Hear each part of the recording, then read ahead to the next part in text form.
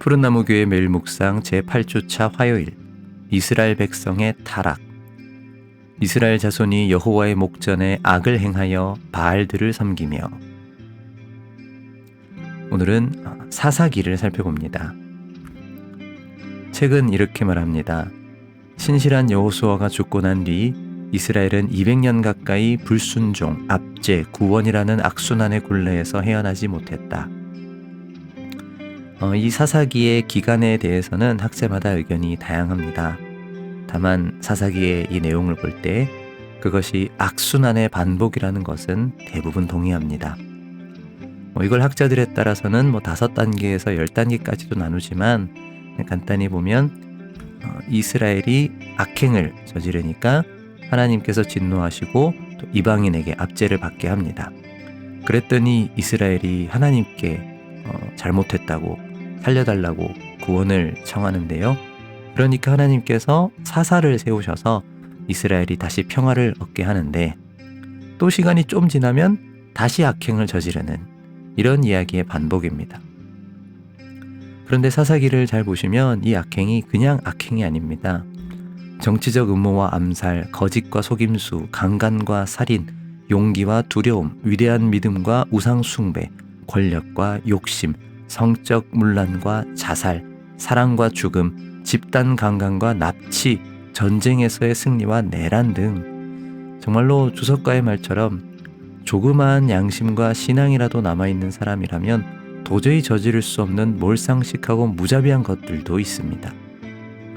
그럼 어떻게 이스라엘 사람들이 이런 짓을 하고 살았을까요? 제가 신대원 다닐 때 봤던 이 교재에 제가 이렇게 적어놨더라고요. 어떻게 이스라엘 사람들은 그리도 쉽게 하나님을 잊는가? 너는 어떤가? 여러분, 우리도 그렇지 않나요? 우리는 어떻게 이렇게 하나님을 쉽게 잊을까요? 여기에 대해 사사기는 이렇게 말합니다. 그때에 이스라엘의 왕이 없으므로 사람이 각기 자기의 소견에 옳은 대로 행하였더라. 유명한 구절이죠.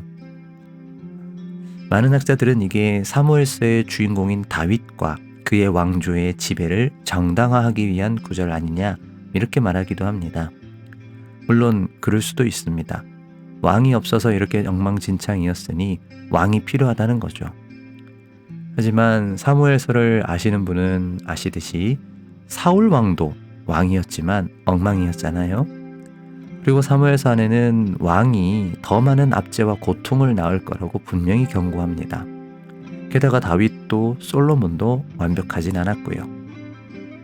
그런 점에서 다윗 왕조를 정당화하기 위해 이런 구절을 썼다? 그렇게 보긴 좀 어려울 것 같습니다. 그런데 사사기 8장 23절에는 또 이런 이야기가 있습니다. 기드온이 그들에게 이르되 내가 너희를 다스리지 아니하겠고 나의 아들도 너희를 다스리지 아니할 것이요 여호와께서 너희를 다스리시리라. 여기서 기드온이 진심으로 이런 말을 했는지 아닌지는 좀 더 돌아봐야 될 부분이긴 하지만 이 말 자체는 의미가 있습니다. 사사기가 말하는 진정한 왕은 인간 왕이 아니라 하나님이시라는 사실, 그것이 역설적으로 드러나는 게 바로 사사기의 내용들입니다. 사랑하는 여러분, 오늘날 우리가 살아가는 이 세상은 사사기의 묘사와 얼마나 다른가요?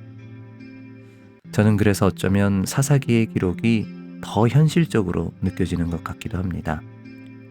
그렇다면 오늘날 우리의 문제 또한 왕이 없기 때문은 아닐까요? 물론 당연히 이 얘기는 이제 왕정으로 돌아가자 이런 말이 아니라는 거 아시죠? 하지만 저는 하나님의 다스림을 거부하는 우리에게 이 사사기와 같은 혼란이 가득한 건 아닌가 생각해 봅니다. 에스겔 34장은 언젠가 하나님께서 이 땅에 참된 왕, 양들을 괴롭히는 목자가 아니라 양을 먹이는 목자를 보내실 것이라 합니다. 그리하여 하나님의 다스림이 그를 통해 이 땅에 이루어질 거라고 예언합니다. 그리고 복음서는 그분이 바로 예수님이라고 합니다. 바라기는 그 예수를 통해 임한 하나님의 다스림 가운데 우리가 살아가기를, 그 다스림 안에서 참된 평안과 위로가 임하기를 바랍니다. 함께 기도하겠습니다.